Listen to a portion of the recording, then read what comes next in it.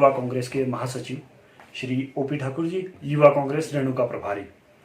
तो जैसा कि आप सभी को पता है, आजकल चुनाव का माहौल थोड़ा गर्म हो चुका है, तो उस विषय में हम एक कांग्रेस पार्टी की ओर से इनसे कुछ प्रश्न पूछेंगे। तो आइए शुरू करते हैं। सबसे पहले सर आपका नमस्कार। धन्यवाद जी। ये कांग्रेस अपने आप को रेणुका जी में विकास के लिए किस नज़र से देखते हैं? देखिए, जो रेणुका विधानसभा क्षेत्र है जी, अगर एक तरफ से कहा जाए तो जो यहाँ पर विकास है वो कांग्रेस पार्टी की देन है। इसका आकलन हम अभी की जो प्रदेश में भाजपा की सरकार है, पिछले 4 वर्षों से हिमाचल में भी जो बीजेपी की सरकार है, लगभग अब 2-3 महीने सरकार के अंतिम बचे हैं जी। तो रेणुका विधानसभा क्षेत्र की जनता इस बात से बिल्कुल भली भांति परिचित है कि भाजपा की सरकार में 4.5 वर्षों में रेणुका विधानसभा क्षेत्र की विकास में अनदेखी हुई है जी। लेकिन इससे पहले का जो हमारे जो यहाँ के स्थानीय विधायक है, माननीय विधायक विनय कुमार जी, जो कि हिमाचल प्रदेश कांग्रेस कमेटी में कार्यकारी अध्यक्ष भी है, उनके समय में जो कार्य हुए वो जनता के समक्ष है और प्रत्यक्ष को कभी भी प्रमाण की जरूरत नहीं होती है। चाहे उनके समय में 4 तहसीलें अपग्रेड हुई, उनके समय में ददाहू में डिग्री कॉलेज खोला गया, संगड़ा में मिनी सचिवालय खोला गया, संगड़ा की एक विशाल कॉलेज की बिल्डिंग बनकर तैयार है, संगड़ा का सीएचसी भवन बनकर तैयार है, नौराधार में सिंचाई विभाग का जो एक कार्यालय है, शानदार कार्यालय, वो उनके समय का बजट लाया हुआ है। तो बहुत सारे ऐसे 80 स्कूल उन्होंने अपने कार्यकाल में खोले। तो आज स्पष्ट हो चुका है, क्योंकि जनता ने अब ये देख लिया है कि विनय कुमार के 5 साल के कार्यकाल और वर्तमान में भाजपा की 4.5 साल के कार्यकाल में कितना अंतर है। तो ये रेणुका की जनता भली भांति जानती है। अभी आपको जो है विकास में किन किन उस पे जो है कमियां दिख रही है, किन किन विभागों में कमियां दिख रही है?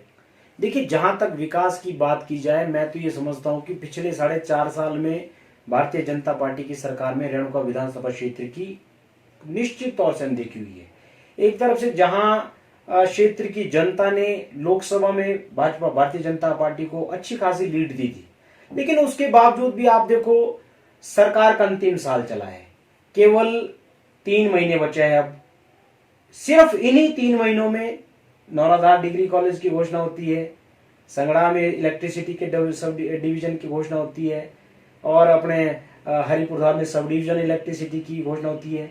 इसके अलावा क्या इनका अचीवमेंट है? ददाहू में ब्लॉक खोलने की बात की थी, वो घोषणा रहेगी। पिछले 5 साल पहले जो विनय कुमार जी ने ददाहू पुल के लिए जो 14 करोड़ रुपए सीआरएफ से सैंक्शन करवाए थे, आज वो 10 का 10 पड़ा हुआ है। तो विकास, चाहे वो ददाहू डिग्री कॉलेज के भवन की बात हो, हरिपुरधार सब तहसील के भवन की बात हो, सारी चीजें अधूरी पड़ी है। आधे अधूरे ये उद्घाटन कर रहे हैं। उद्घाटन एक जगह से आप पूरी रेणुका विधानसभा के आधे अधूरे उद्घाटन कर रहे हैं। तो निश्चित तौर पर भारतीय जनता पार्टी की यहाँ पर कमी है और विकास केवल और केवल कांग्रेस पार्टी कर सकती है। तो कांग्रेस की अभी आगामी चुनाव के लिए जो है क्या तैयारियां रहने वाली है? आपके क्या मुद्दे रहने वाले हैं श्री रेणुका जी को लेकर? देखिए, जो रेणुका विधानसभा चुनाव को लेकर हमारे जो विधायक है, जो कि हिमाचल कांग्रेस में आज कार्यकारी अध्यक्ष जैसे महत्वपूर्ण पद पर बैठे हैं, तो जो रेणुका के विकास को लेकर हमारा ये है कि रेणुका में क्षेत्रवाद से ऊपर उठकर विकास हो। हर इलाके में जो संस्थान है, चाहे वो प्रमुख संस्थान है, वो खोले जाए, चाहे वो नई ITIs है, चाहे वो हमारे जुडिशियल कोर्ट है संगड़ा के लिए, चाहे वो पॉलिटेक्निक कॉलेज है, चाहे ददाहू में ब्लॉक का कार्यालय है, चाहे वो नौराधार कॉलेज के भवन का मामला हो, ददाहू कॉलेज के भवन का मामला हो। ऐसे बहुत सारे विकास, देखो, विकास एक ऐसी प्रक्रिया है जो कभी भी खत्म नहीं होती जी। लेकिन विकास के लिए एक दूरदृष्टि के सोच वाले नेता की होना जरूरी है और वो दूरदृष्टि हमारे विधायक विनय कुमार जी के अंदर है और हमारे विकास को लेकर बहुत सकारात्मक एजेंडा रेणुका को लेकर है। उनका एकमात्र लक्ष्य है कि रेणुका को एक आदर्श विधानसभा क्षेत्र बनाना है। जी, एक महत्वपूर्ण प्रश्न है, हाटी को लेकर आपका क्या विचार है? देखिए, जहां तक हाटी की बात आती है, हाटी एक राजनीति से ऊपर उठकर मुद्दा है और हाटी का निश्चित तौर पर बीइंग एक रेणुका का निवासी होने के नाते और एक कांग्रेस का नेता होने के नाते मैं इस हाटी का बहुत बहुत स्वागत करता हूं और मैं ये समझता हूं कि जो हाटी की जो फाउंडर समिति रही है, चाहे वो उसमें शिलाई के लोग रहे हैं, रेणुका के लोग रहे हैं, राजगढ़ के लोग रहे हैं, उसमें गैर राजनीतिक तौर पर लोग जुड़े हुए हैं। उसमें कांग्रेस के भी लोग हैं, उसमें भाजपा के भी लोग हैं। तो हाटी का तो हर कोई समर्थन करता है, हमारी तरफ से स्वागत है। क्या हाटी होने से कांग्रेस को खतरा है? नहीं, हमें कोई खतरा नहीं है। इस प्रकार की जो भ्रांतियां फैलाई जाती है, मैं तो बड़ा हैरान रहता हूं कि कांग्रेस को किस बात का खतरा है। कांग्रेस, रेणुका में कांग्रेस मजबूत है और अगर हाटी होता है तो हम उसका स्वागत करते हैं। रही बात, मैं एक चीज जरूर कहना चाहता हूं कि 2011 में राजनाथ सिंह जी ने हाटी को लेकर नाहन में घोषणा की थी जी। 2011 में भी वोट मांगे गए हाटी के नाम पे। 2017 में जुएल ओराम ने हरिपुरदार मेले में आकर घोषणा की और हाटी के नाम पर विधायक को जिताने की अपील की जी। तो आज तक कांग्रेस ने कभी भी हाटी के नाम पर वोट नहीं मांगे। जो प्रयास भारतीय जनता पार्टी हाटी के नाम पर वोट मांगने का करती है, एक तरफ से हाटी समिति तो ये कहती है कि हम गैर राजनीति के, लेकिन भाजपा के लोग उसका राजनीतिकरण करते हैं। तो इस बात का हमें कोई खतरा नहीं है। हम क्या हाटी और भीम आर्मी को लेकर राजनीति की जा रही है? आप इसको किस दृष्टि से देखते हैं? कुछ मायनों में, कुछ हद तक, मैं ये नहीं कहता हूं कि मैं इसको लेकर बड़ी स्पष्ट बात कहना चाहता हूं कि कुछ हद तक दोनों तरफ से कुछ लोग राजनीति करने का भी प्रयास कर रहे हैं। जो कि अगर हाटी, देखिए हाटी अब पिछले जो 21 मई को रेणुका में महाकुंभली हुई, वहां पर लोगों ने राजनीति से ऊपर उठकर भाग लिया। उसमें कांग्रेस के लोग भी थे, भाजपा के भी लोग थे। तो जो लोग इसको राजनीतिक रंग देने का प्रयास करते हैं, मैं समझता हूं कि वो हाटी को, आंदोलन को कमजोर करने का प्रयास करेंगे। आपकी नजर में कांग्रेस को हाटी होने से नुकसान है? नहीं, हमें कोई नुकसान नहीं है। हाटी, देखिए सरकार फैसला करती है तो उसका स्वागत है।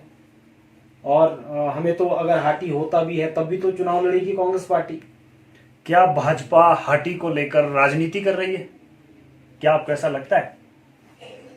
देखिए, जहां तक मेरा मानना है कि स्वाभाविक है कि जो सरकार में बैठे लोग हैं वो कुछ हद तक, जैसा मैंने पाया कि शांता कुमार जी से लेके हर मुख्यमंत्री का योगदान गिनाते हैं, लेकिन जो माननीय मुख्यमंत्री श्री वीरभद्र सिंह जी है, हाटी के दल उनसे भी हमेशा मिलते रहे हैं।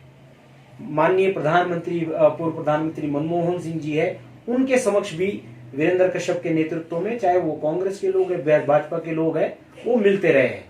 तो हाटी एक तरफ से मैं ये समझता हूं कि कुछ सालों पहले तक जागरूकता कम थी और जब से जागरूकता बढ़ी है तब से लोगों की इसमें भागीदारी बढ़ी है। तो इसमें हर दल का योगदान है, क्योंकि भाजपा कांग्रेस से जुड़े लोग, सभी पदाधिकारी इसमें शामिल है।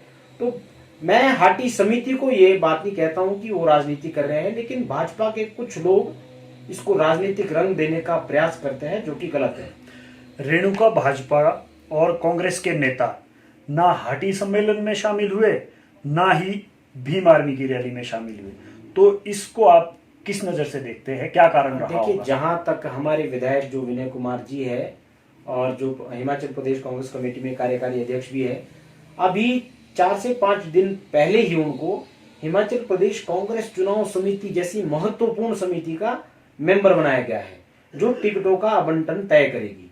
तो उनको एक बहुत महत्वपूर्ण मीटिंगों में दिल्ली जाना था और वो पिछले 3-4 दिन से दिल्ली में थे और उन्होंने किसी को भी ऐसा कोई वो नहीं कहा कि हाटी की खुमली में ना जाए, ऐसी कोई भी प्रतिक्रिया नहीं आई।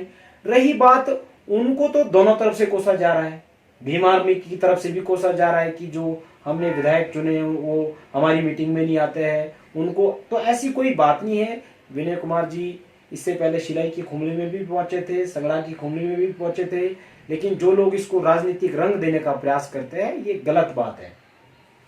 धन्यवाद। हर चीज पाने के लिए बेल आइकन पर करें क्लिक।